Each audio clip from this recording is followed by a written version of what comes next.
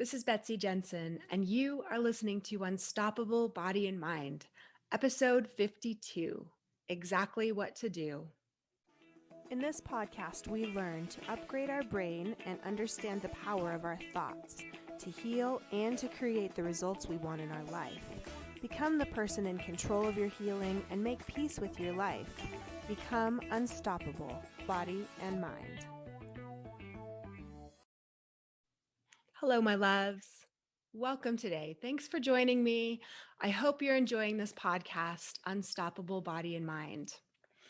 If you have, please go over to iTunes and give it a rating and a review. It really helps the podcast be found by more people. And if you haven't checked it out yet on Instagram or YouTube, you can see me actually filming the video of this podcast. And so you can see me talking as I'm talking. It gives you the whole audio visual effect. It's super fun. All right. So today, the concept of someone telling you exactly what to do. Wouldn't that be great? If you're listening to this podcast, you may be struggling with some chronic issues with pain or disease or fatigue, not feeling good in your body. And usually, the people on this podcast, I think a lot of people who are listening to this podcast have tried everything that they can think of to do. And if you think about them, usually they're the physical things, right? Like changing your diet or modifying how you move or restricting certain activities or getting massages, things like that. Physical treatments for your physical body. And then you might be at this place where you've found out that it's possible that some of your pain, maybe even all of your pain, and your disease is caused by your thoughts and emotions, by those heightened levels of stress, by your nervous system being so ramped up for so long that some of the signals get mixed or some of the structures break down. So that's great news, right? You're starting to find out that there are other alternatives other than treating your body in a physical way. There's this whole biopsychosocial approach to your body. And just as we are trained with everything in life, we want a to-do list. In fact, we want a quick fix. We probably would prefer a pill or something that we can just do very easily. But even if it takes some work, I think a lot of people at this point are ready to do the work, but they want to know exactly what to do. I remember having this sentiment in physical therapy school where we were learning about different injuries in the body and how to treat them. And I thought it would just be easiest if they had one big book about all the different possible injuries that could possibly happen and how you would treat each one. But what they were teaching us were general concepts of how to evaluate a patient and to treat for general types of things independent of the body part. So, for example, if I was learning how to evaluate someone's ankle, I wouldn't just learn about all of the specific ankle injuries, but I would learn in general how to check for swelling and how to treat for that, how to assess the range of motion in a variety of joints, and then how I would apply that to the ankle. So they were teaching us more of the meta skill of being able to evaluate and treat anything, anyone, and not have a list of things memorized. And I get it. It was frustrating. And I have some good news for you, some bad news and some good news. Because if you think of it like bad news, not that we have to label it, get all judgy about it, but the news that people maybe are not as happy to hear is that what works for one person might not work for another. Where one person might get a lot of benefit from 10 minutes of journaling, someone else might need 30 minutes of journaling, or maybe they are in a support group, or maybe they're getting coaching, or maybe they are doing a meditation series. people can get different effects that are helpful to them. I think depending on where they are in their life, what they're open to, and really what their body is ready for. So it's a little bit nebulous as far as what exactly works for someone. But there is some good news too, because there's actually a way of learning the meta skill of learning to tap into your own body, your own intuition, your own higher knowledge, your inner voice, and getting those answers for yourself. So, although the process is not one of someone giving you a checklist of all the things you need to do and you going through and checking them off in order in a certain way, and then boom, your healing's done, it's more a process of learning and growth through trial and error, through change, through baby steps, through successes, and times that aren't as successful that you learn from. And even thinking of the goal as not a place that we just get to where we're just healed, but thinking of humanity as always in continual healing, always on this journey and this path. Because as we grow and we evolve, new things might come up for us, new realizations of the old patterns that we have from our childhood, the old programs in our brain that aren't serving us. And not everything comes up at once and then gets healed and it's done. And the goal is not to be completely pain free 100% of the time. Just like our goal would not be to be awake 100% of the time or full 100% of the time. We have these contrasting emotions for a reason, and pain does serve a purpose. So you may be wondering, how can I know for myself exactly what to do? Because this was kind of a bait and switch, right? This title. I'm going to tell you exactly what to do, but I am. Exactly what to do is for you getting in touch with whatever your blockages are to your inner self. So maybe for you, journaling is the best way. I think that's a great way to start uncovering things.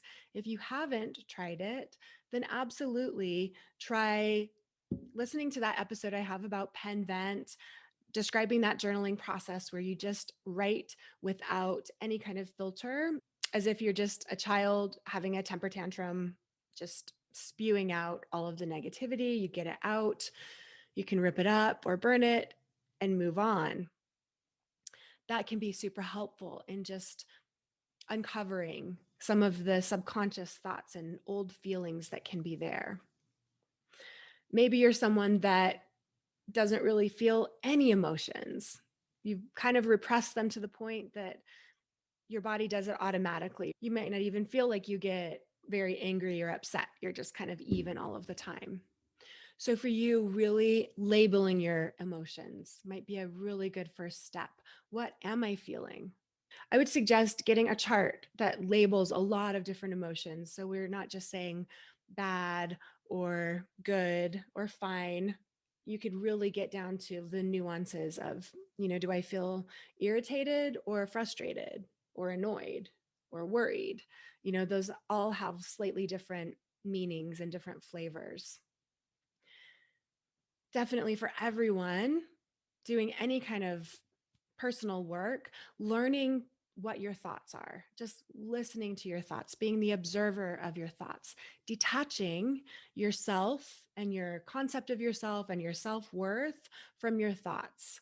Just realizing my brain keeps coming up with some of these old beliefs, but that's not a reflection of how good of a person I am or not, or if I've done enough work or not, or if I'll be able to do enough work in the future to get over this. Start by noticing.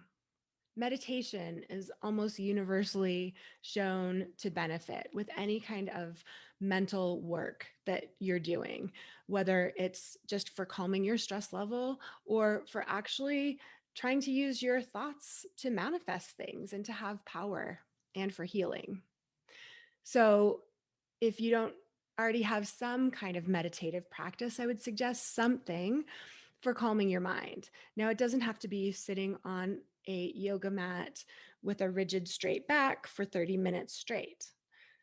There can be walking meditations, there can be guided meditations. You could be in a position that's comfortable to you.